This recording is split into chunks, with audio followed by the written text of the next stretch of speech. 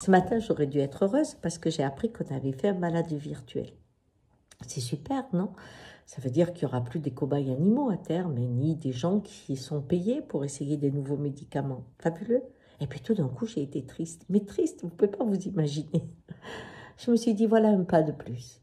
Un pas de plus où on a compris, décortiqué, comme des petites lamelles, le monde. La magie du monde, tout d'un coup, se réincarne dans une machine. C'est extraordinaire, n'est-ce pas? Je me demande si, à force de comprendre le monde, on n'en perd pas toute sa saveur. Quand vous avez un tour de magie, ce qu'il y a de magnifique, c'est pas connaître comment il est fait. C'est de pouvoir profiter de ce mystère. Aujourd'hui, on sait comment on peut faire réfléchir telle ou telle personne, comment on peut le transformer émotionnellement, qu'est-ce qui fait du bien à une personne ou pas. On sait tellement de choses.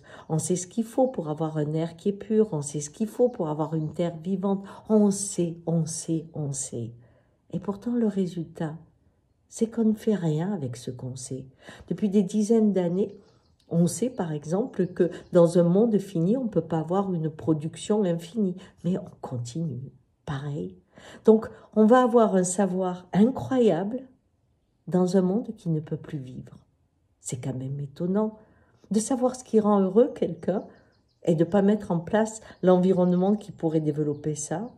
J'arrive pas à comprendre. De savoir combien l'air était pur à un moment donné et qu'est-ce qu'il faut pour le retrouver et ne pas le faire, je ne comprends pas. Je ne comprends pas que la connaissance amène à l'ignorance du bien vivre.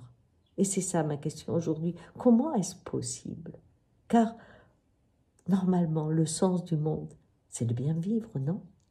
Ciao.